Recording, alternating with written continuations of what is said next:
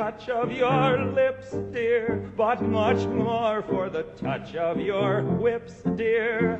You can raise welts like nobody else as we dance to the masochism tango. Say our love is a flame, not an ember. Say it's me that you want to dismember. Blacken my eye, set fire to my tie as we dance to the masochism tango. At your command, before you here I stand. My heart is in my hand, yeah. It's here that I must be. My heart entreats, just hear those savage beats, and go put on your cleats, and come and trample me.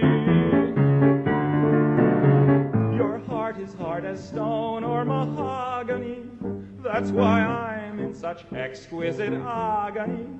My soul is on fire, it's aflame with desire, which is why I perspire when we tango. You caught my nose in your left castanet, love. I can feel the pain yet, love, every time I hear drums. And I envy the rose that you held in your teeth, love, with the thorns underneath, love, sticking into your gums. Your eyes cast a spell that bewitches. The last time I needed 20 stitches to sew up the gash you made with your lash as we dance to the masochism tango. Bash in my brain and make me scream with pain, then kick me once again and say we'll never part. I know too well I'm underneath your spell, so darling, if you smell something burning, it's my heart. Won't you take your cigarette from its holder and burn your initials in my shoulder, fracture my spine and swear that you're mine as we dance to the masochism tango.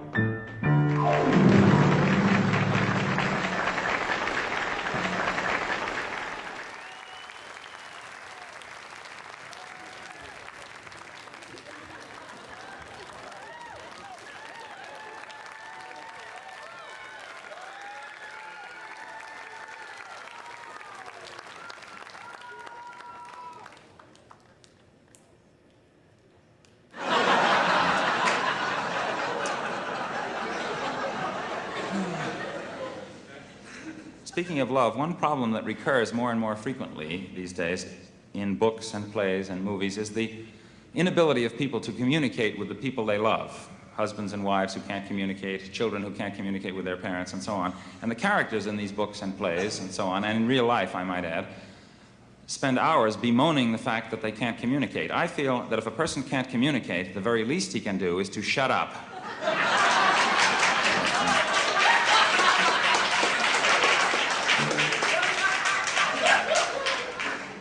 Last December 13th, there appeared in the newspapers the juiciest, spiciest, raciest obituary it has ever been my pleasure to read.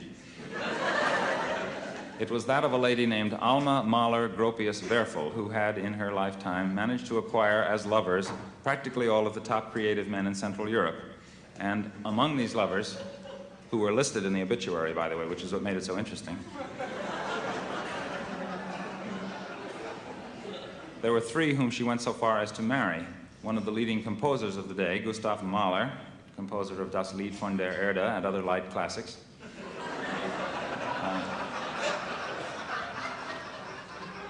One of the leading architects, Walter Gropius, of the Bauhaus School of Design, and one of the leading writers, Franz Werfel, author of The Song of Bernadette and other masterpieces.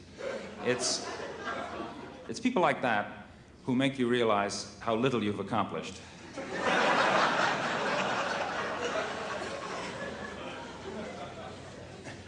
It is a sobering thought, for example, that when Mozart was my age, he had been dead for 2 years.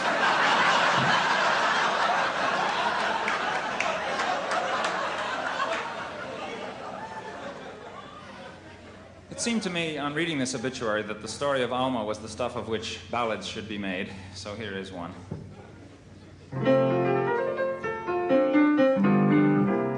The loveliest girl in Vienna was Alma, the smartest as well.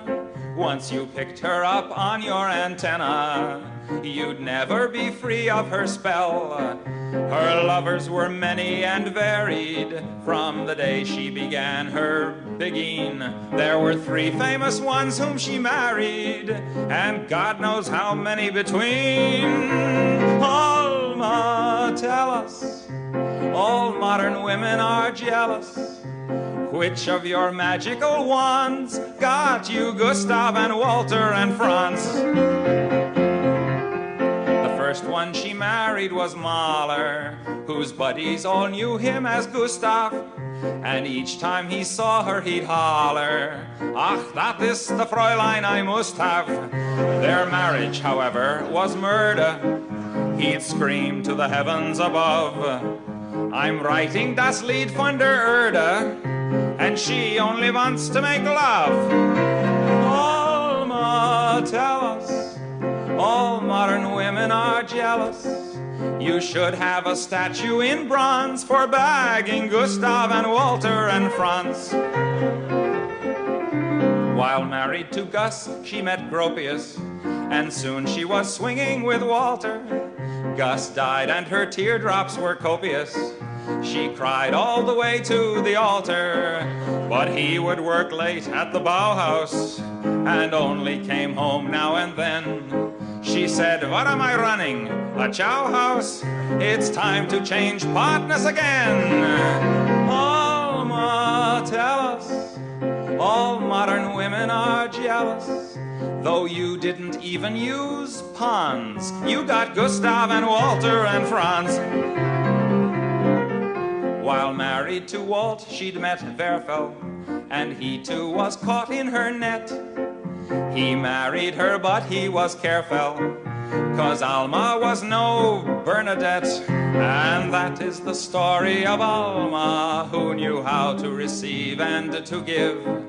The body that reached her, Emb-Alma, was one that had known how to live.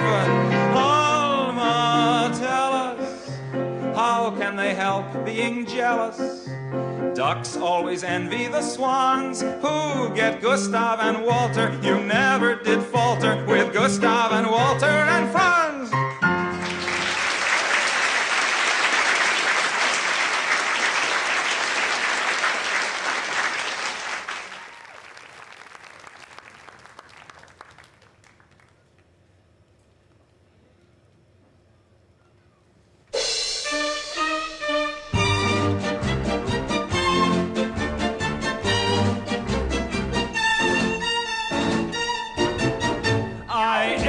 For the touch of your lips, dear, but much more for the touch of your whips, dear. You can raise welts like nobody else as we dance to the masochism tango. Let our love be a flame, not an ember. Say it's me that you want to dismember. Blacken my eye, set fire to my tie as we dance to the masochism tango. At your command, before you here I stand. My heart is in my hand. Ugh, it's here that I must be. My heart entreats, just hear those savage beats, and go put on your cleats and come and trample me. Your heart is hard as stone or mahogany. That's why I'm in such exquisite agony. My soul is on fire, it's aflame with desire, which is why I perspire when we tango. You caught my nose in your left castanet, love. I can feel the pain yet, love. every time I hear drums. And I envy the rose that you held in your teeth, love, with the thorns underneath, love, sticking into your gums. Your eyes cast a spell that bewitches. The last time I needed 20 stitches to sew up the gash you made with your lash as we danced to the masochism tango. Bash in my brain and make me scream with pain, then kick me once again and say we'll never part. I know too well I'm underneath your spell, so darling, if you smell something burning, it's my heart. Excuse me. Take your cigarette from its holder and burn your initials in my shoulder. Fracture my spine and swear that you're mine as we dance to the masochism tango.